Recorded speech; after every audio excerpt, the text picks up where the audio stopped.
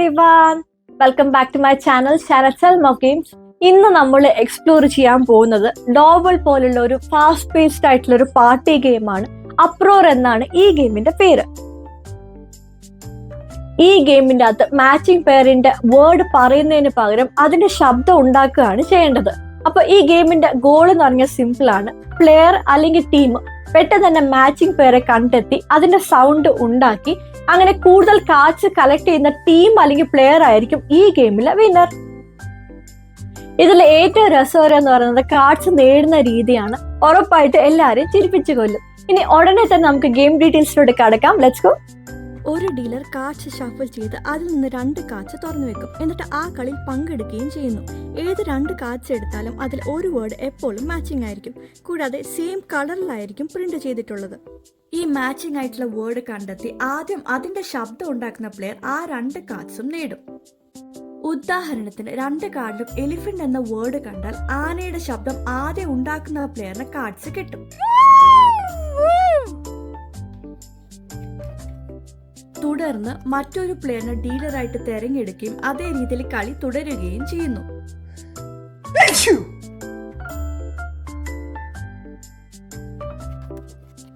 ഇതിലെ എക്സെപ്ഷൻ എന്നത് 2 കാർഡിനകത്ത് അപ്രോർ എന്ന വേർഡ് കണ്ടാൽ പ്ലെയേഴ്സ് എത്രയും വേഗത്തിൽ അപ്രോർ എന്ന് വിളിക്കണം.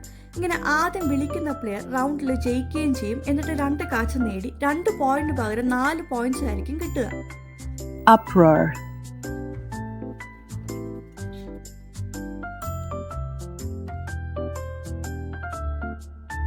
ഈ വേരിയന്റ് അത് 2 to 4 പ്ലേയേഴ്സ് കളിക്കുന്ന രീതി തന്നെയാണ്. എന്നാൽ വ്യത്യാസം എന്നത് പ്ലേയേഴ്സ് ടീമുകളായിട്ടായിരിക്കും മത്സരിക്കുക. 2 ടീമായിട്ട് വിഭജിക്കുക. പ്ലേയേഴ്സിന്റെ എണ്ണം തുല്യമായിരിക്കണമെന്ന് ആവശ്യമില്ല. ഓരോ ടീമിനകത്തുനിന്ന് ഒരാളെ ആദ്യം കളിക്കാനായിട്ട് തിരഞ്ഞെടുക്കാം. ഡീലർ അവരുടെ മുന്നിൽ 2 കാർഡ്സ് തുറന്നു വെക്കും. എന്നിട്ട് മാച്ചിങ് വേർഡിന്റെ ശബ്ദം ഉണ്ടാക്കുന്ന ആദ്യ പ്ലെയറിന്റെ ടീം ആ 2 കാർഡ്സും നേടും.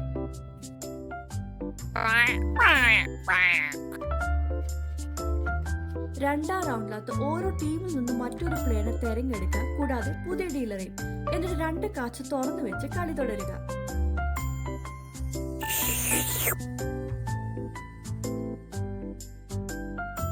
രണ്ട് പ്ലേയേഴ്സ് ഒരേ സമയം ശബ്ദം ഉണ്ടാക്കിയാൽ ആർക്കും കാർഡ്സ് കിട്ടുകയില്ല. ആ കാർഡ്സ് വീണ്ടും ഷഫിൾ ചെയ്ത് ഡ്രോ പൈലിൽ ചേർക്കുക.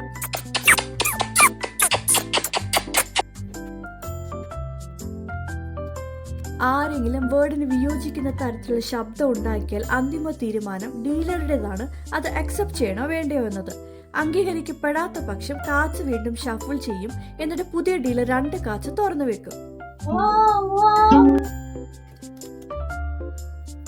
പ്ലെയേഴ്സ് ശബ്ദത്തിന് പകരം അതിന് ആസ്പദമാക്കിയ വേർഡ്സ് ഉപയോഗിക്കാം. Nom nom.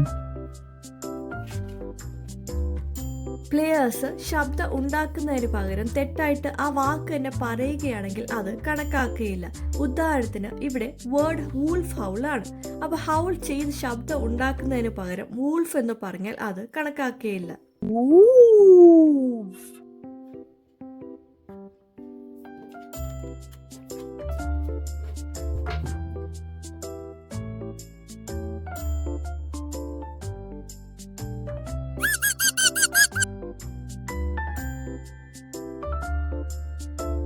കളിച്ച് അവസാനം ടൈ ഉണ്ടെങ്കിൽ ഡീലർ 2 കാർഡ്സ് റാൻഡം ആയിട്ട് എടുക്കും.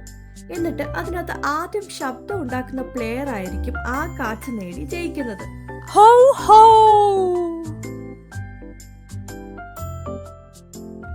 ഡ്രോ പൈലിലെ കാർഡ്സ് എല്ലാം കളിച്ച് തീരുമ്പോഴാണ് കളി അവസാനിക്കുന്നത്. എന്നിട്ട് ഏറ്റവും കൂടുതൽ കാർഡ്സ് നേടുന്ന പ്ലെയർ ആയിരിക്കും വിന്നർ.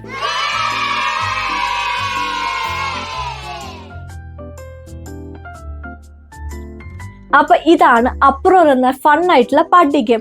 ഈ നോയ്സി ഗൂഫി ഗെയിം ഐസ് ബ്രേക്കറായും ഗെയിം നൈറ്റ്സിനൊക്കെ വളരെ പെർഫെക്റ്റ് ആണ്. നിങ്ങൾക്ക് ഡോബിൾ സ്ലാപ് ടാക്ക് എന്ന ഗെയിംസ് ഇഷ്ടമാണെങ്കിൽ ഉറപ്പായിട്ട് ഈ ഗെയിം നിങ്ങൾക്ക് ഇഷ്ടപ്പെടും. നിങ്ങൾക്ക് ഈ വീഡിയോ യൂസ്ഫുൾ ആയിട്ട് തോന്നിയിട്ടുണ്ടെങ്കിൽ ഒന്ന് ലൈക്ക്, ഷെയർ, സബ്സ്ക്രൈബ് ചെയ്യുക. Happy gaming folks. Good by.